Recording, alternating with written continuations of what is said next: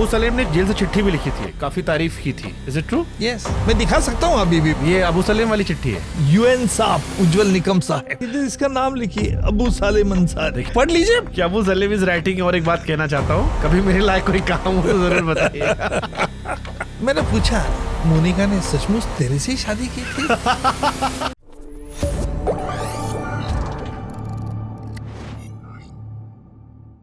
अबू सलेम ने जेल से चिट्ठी भी लिखी थी, काफी तारीफ की थी। Is it true? यस। क्या था वो चिट्ठी में? मैं दिखा सकता हूँ अभी भी, मेरे पास नहीं था। नहीं पर देखो, कई साल रिपोर्टर से मेरा पाला पड़ता है, तो मुझे मालूम है कि रिपोर्टर ऐसे कुछ सवाल पूछेंगे। सिर्फ मैं दिखा दूंगा आपको। ये अबू सलेम वाली चिट्ठी है। देखिए ना, ये यूएन साहब उज्जवल निकम साहब, और इधर इसका नाम लिखिए, अबू सालेम अंसारी। देखिए तो एक बार जरा देखूं तो अबू सलेम की हैंडराइटिंग में। पढ़ लीजिए, पढ़ने में कोई शिफ्ट नहीं है। उम्मीद करता हूँ कि आप इतना मत पढ़ो। आपके बड़ा ख्याल रखा उन्होंने आपको। उनके खिलाफ मैंने ही ट्रायल चलाई। उनको आजीवन कारावास की सजा हुई है प्रदीप जैन के मर्डर के वजह से। कहना मैं कहना इसका मतलब ये कहता हूं कि गुनहगार को सजा होने के बाद भी, मतलब इसमें एक लाइन है, मतलब मैं आपसे विद परमिशन, क्योंकि आपने कहा आपने सजा दिलाई है, उसके बाद वो लिखता है कि कुछ ही लोग हैं जिनकी शख्सियत को देखकर दिल से इज्जत करने का मन करता है, उनमें से आप एक हैं। ये आपको दिखाना बहुत जरूरी इसलिए था कि आप लोग भी समझ ले कि सवाल जवाब किस प्रकार के होना चाहिए। आगे पढ़िए, फिर पूछिए, बीच में मन में पढ़ लीजिए। मैं नहीं पढ़ रहा हूं।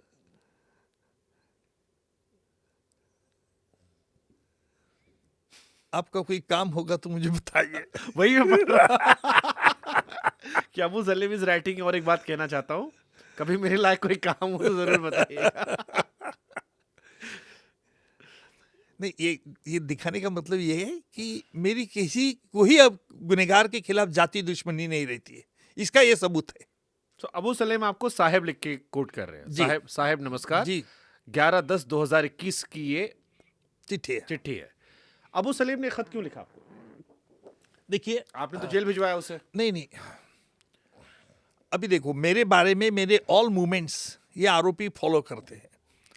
मैं महाराष्ट्र में हर डिस्ट्रिक्ट में केसेस चलाता हूँ, बड़े बड़े मामले में। तो मैं कुछ बीमार था तो कोर्ट में नहीं गया था, तो एक अभियुक्त के खिलाफ मैं केस चला रहा था, तो मेरा सिक एप्लीकेशन कोर्ट के सामने गया, तो उसमें लिखा था कि मैं बीमार हूं, नहीं 10-15 दिन आया। तो उस अभियुक्त ने, जिसके खिलाफ, वो इसका दोस्त है, उसने बता दिया अरे निकम साहब तो बीमार गिर गए। तो उसको बुरा लगा, इसने लेटर भेज दिया। तो ये मतलब, देखिए, I know you will say मी कि जाके अबू सलेम से पूछो, बट आपका इसमें समरी क्या था? उसे क्यों बुरा लगा? अगर मैं किसी को जेल भिजवा, क्योंकि मैं अच्छा हूं ना, ये सबूत है उसका। देखो, ये बड़ी हैरानी की बात है। बहुत मतलब उसकी भाषा जो है वो बड़ी रिस्पेक्टफुल आपको तो पूरा अपने शांति से पढ़ लीजिए अपना पॉडकास्ट होने के बाद। लेकिन एक बात कहता हूं, इसका सूत्र ये है कि जैसे अभी अबू सलेम आया, पुर्तगाल से आया ना मोनिका, तो मुझे ताज्जुब इस बात का हुआ, उस वक्त मुझे मालूम नहीं था कि उसने प्लास्टिक सर्जरी करके चेहरा बदल लिया है। Smart hero, smart more than the your Bollywood heroes also. इतना स्मार्ट एक लड़का, यंग बॉडी बिडी, एकदम तैयार होकर आके बैठा है। वो मेरे पास देख रहा है, मैं उसके पास देख रहा हूँ। उसे पता था कि ये शख्स, अपने बारे में तो सबको, मेरी कुंडली सबको मालूमात रहती है। और तो जब देखा उसने मुझे, तो मेरी एक आदत है भाई, आदत तो ये है, मैंने पूछा क्यों मोनिका ने सचमुच तेरे से ही शादी की थी?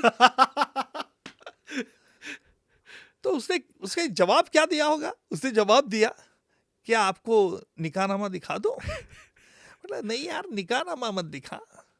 फिर मैंने ऐसे कुछ बात उससे की।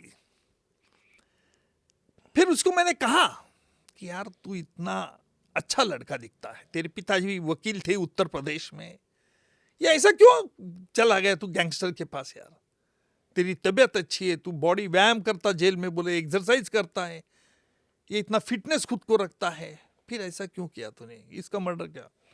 बोलता साहब मैंने नहीं किया। अरे मतलब छोड़े यार बात, तू छोड़, तू नहीं बोलता तो मुझे मालूम है ना, तू नहीं, मतलब तेरे लोगों से किया। बोलता मैंने किया ही नहीं साहब, मेरे पास झूठा अंजाम है। मतलब ठीक है चल मान लिया झूठा अंजाम है, लेकिन ये तो सवाल है कि उन लोगों के पास तू क्यों था। और मैंने कहा कि तू अगर पिताजी तेरे वकील थे तो तू भी वकील बन सकता था यार, तू अच्छा है, बात अच्छा करता है, behave, you are behaving very nicely with me and with everyone. तो बोलता साहब नसीब, वो नसीब को दोष दे देता है। मतलब अच्छा एक काम कर, अभी तू जेल में अच्छा रहना, डेली एक्सरसाइज कर, जब भी मैं देखूंगा, जब भी केस में देखूंगा, मुझे कभी तू नर्वस नहीं होना चाहिए।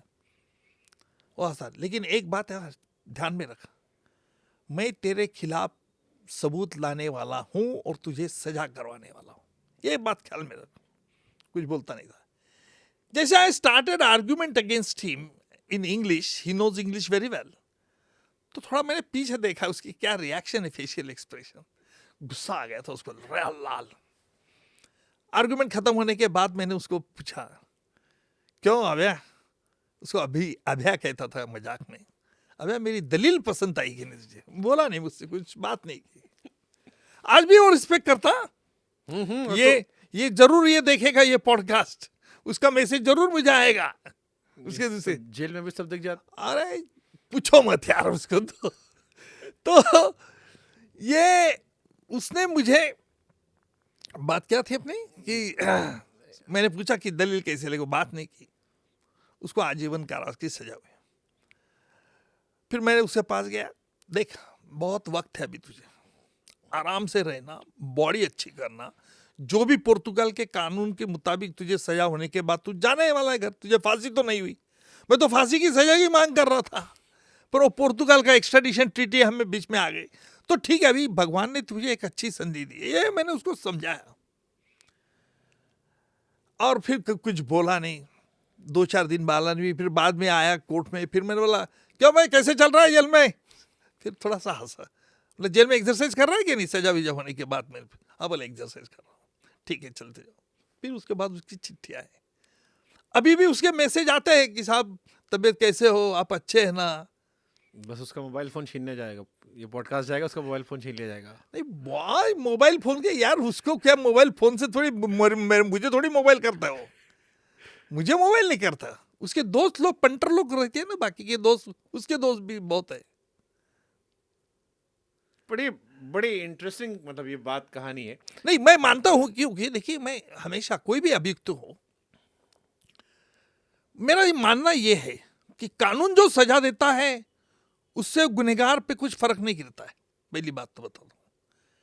लेकिन उसके अंदर दिल में अगर ठोस लगी, अगर दिल को कहीं गहरी चोट आई तो उसे बुरा लगता है, और उस दिल को कैसे चोट लगेगी ये देखना काम मेरा रहता है। क्योंकि देखिए कानून से कई अभियुक्त को देखिए, तुम सजा होने के बाद भी जेल में एकदम फ्रेश रहते। मैंने कई गुनहगार को ऐसा देखा नहीं है कि बहुत नर्वस हो गए ऐसे जेल में आ रहे।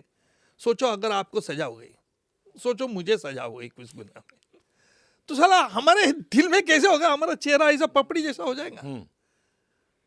बट इन पे चेहरे पर कुछ नहीं होता है, इनके चेहरे पर एक ही होता है, जब उनको लगेगा कि मेरे में भी ये अच्छी क्वालिटी थी लेकिन मैंने खुश खलास कर दी है, तब उसको बुरा लगता है। और मेरा काम यही रहता है, दिल को चोट लगाना। अच्छा, क्योंकि अब आपका इनसे राब्ता रहा है, मेरे को एक जेलर साहब का पॉडकास्ट किया था मैंने, तिहाड़ वाले जेलर, जिन्होंने जी बहुत सारे कर्मकांड हमें सुनाए, बहुत सारे अफजल गुरु से लेकर मकबूल भट्ट और बीच में कई लोगों के। तो उन्होंने कहा यार जेल की दुनिया अलग होती है, बाहर वाली दुनिया छोड़ दो। जेल में बिना कैदी के सपोर्ट के पुलिस ही बेकार है। जेल में अगर पुलिस वाला सोचे कि मुझे ईमानदार रहना है तो इतने सारे उसके ऊपर कोर्ट में केसेस वो डाल देंगे, पिटीशन डाल देंगे कि बेचारे को मजबूरी में लेना पड़े, जेल शांति से चले। और वहाँ पर कैदी जो होते हैं उन्हें ज़्यादा नॉलेज होती है कानून की, वो बहुत बहुत बहुत ये लिखोगे तो तुम्हें जमानत मिल जाएगी। अभी मैं एक के खिलाफ केस चला रहा हूँ, इतना वो इंटेलिजेंट है लड़का, बहुत शातिर है, पर ओ व्हाइट शर्ट, और इतना होशियार लड़का है कि वकील लोग भी, मुझे कभी कभी तो मैं आश्चर्यचकित होता था, जिसके बारे में मुझे नॉलेज नहीं उसके बारे में उसको नॉलेज है। ऐसे लोग भी हैं।